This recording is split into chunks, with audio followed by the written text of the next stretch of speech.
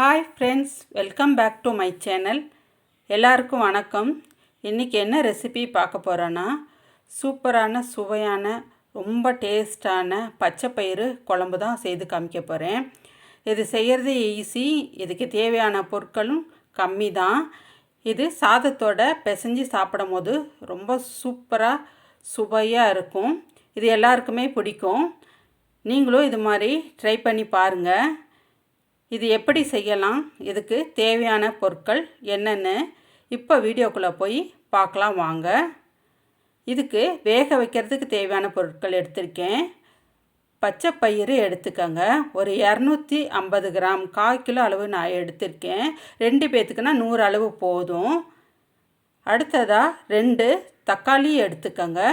புளிப்பான தக்காளி 2, சிகப்பு பச்சை மிளகாய் 3 பச்சை மிளகாய் எடுத்துக்கோங்க. காரத்துக்கு தகுந்த மாதிரி கூடவோ குறைச்சி நீங்கள் எடுத்துக்கலாம். தக்காளி புளிப்பாக இருந்தால் தான் டேஸ்ட்டாக இருக்கும். சின்ன வெங்காயம் ஒரு 10 எடுத்துக்கோங்க. அதை உரித்து வச்சுக்கோங்க. இது வேகிறதுக்கு போடுறதுக்காக வச்சுருக்கேன். இந்த சின்ன வெங்காயம் போட்டால் தான் மணமாக சுவையாக டேஸ்ட்டாக இருக்கும். சின்ன வெங்காயம் போடுங்க. அடுத்ததாக இந்த பச்சை பயிரை நல்லா கழுவிட்டு வச்சுருக்கேன். மண் தூசியெல்லாம் இருக்கக்கூடாது, அதனால் கழுவிட்டு வச்சுருக்கேன். சின்ன வெங்காயத்தை பொடியாக நறுக்கிங்க. தக்காளியும் பச்சை மிளகாயும் கட் பண்ணி வச்சுக்கோங்க. இப்போ பச்சை பயிரை அலசி குக்கரில் போட்டிருக்குங்க. ஒரு பங்குக்கு 3 பங்கு தண்ணி ஊற்றியிருக்கேன். தக்காளி கட் பண்ணி வச்சுருக்கேன். பச்சை மிளகாயும் கட் பண்ணி வச்சுருக்கேன். சின்ன வெங்காயத்தையும் கட் பண்ணி இப்போ இந்த பச்சை பயிரோட வேகிறதுக்காக குக்கரில் சேர்த்துருக்கேன். இது எல்லாத்தையும் இப்போ இதில் உப்பை நான் சேர்க்கலை. சின்ன வெங்காயம் பொடியாக நறுக்கி அதையும் இதோடு சேர்த்துக்கங்க. வேக வைக்கிறதுக்கு தேவையான பொருட்களெல்லாம் குக்கரில் சேர்த்து ஸ்டவ்வும் ஆன் பண்ணி இப்போ இதை வேக வச்சுக்கிறலாம். ஒரு 4-5 விசில் வர்ற அளவுக்கு நல்லா வேக விடுங்க. நல்லா விசில் வந்துருச்சு. இப்போ ஓப்பன் பண்ணி பார்க்கலாம். விசில் அடங்கின வாட்டி ஓப்பன் பண்ணுங்கள். மெதுவாகவே திறந்து பாருங்கள். நல்லா வெந்து வந்திருக்கு பாருங்கள். பச்சை பயிறு இந்த அளவுக்கு வேகணும். இந்த தோலெல்லாம் பிரிஞ்சு வந்திருக்கு பாருங்கள், மேலே உள்ளதெல்லாம். தண்ணி ஊற்றின தண்ணியெல்லாம் சரியாக போச்சு. இப்போ தாளிக்கிறதுக்கு தேவையான பொருளை எடுத்துக்கலாம். 2 காஞ்ச மிளகாய், கருவேப்பிலை, பூண்டு முழு பூண்டாகவே சின்ன பல்லு பூண்டு 6 எடுத்துக்கோங்க. பெரிய பல்லு பூண்டு வேண்டாம். கொத்தமல்லி இலை நறுக்கி வச்சுருக்கேன். சின்ன வெங்காயம் நறுக்கி வச்சுருக்கேன். தாளிக்கிறதுக்கு இதெல்லாம் தாங்க தேவை. இப்போ நம்ம பச்சை பயிரை நல்லா கடைஞ்சி எடுத்துக்கிறலாம். தண்ணி உங்களுக்கு நிறையா இருந்துச்சு, மிச்சமாக இருந்துச்சு அப்படின்னா நல்லா வடிகட்டிட்டு அப்புறமேட்டு இந்த மாதிரி கடைஞ்சி விட்டுருங்க. மத்தில் தக்காளி எல்லாம் முதல்ல நல்லா கடைஞ்சி விட்டுருங்க. பச்சை மிளகாய் தக்காளியெல்லாம் நல்லா மசிச்சு விடுங்க.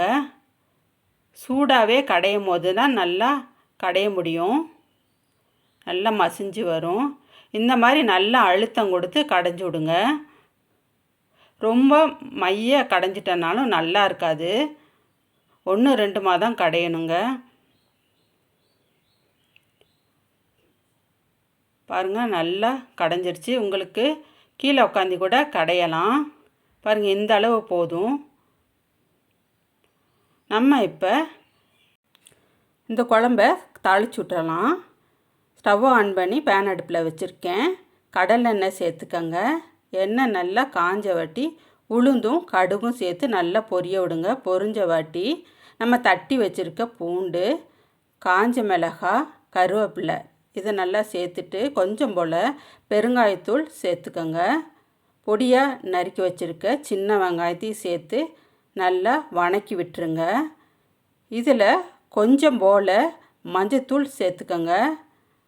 மஞ்சத்தூள் சேர்த்துட்டு நல்லா எல்லாத்தையும் வணக்கி விட்டுருங்க. வெங்காயமும் பூண்டும் நல்லா வதங்கணும். வாசம் வர வரைக்கும் வதக்குங்க. இப்போ இதை கடைஞ்சி வச்சுருக்க பச்சை பயிறு குழம்புல ஊற்றிடலாம்.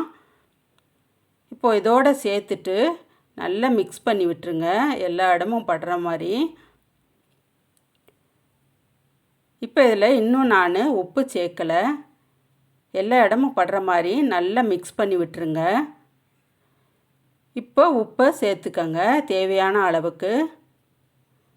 நல்லா மிக்ஸ் பண்ணி விட்டுட்டு ஒரு 5 நிமிஷம் அடுப்பில் வைக்கணும் இந்த குழம்ப.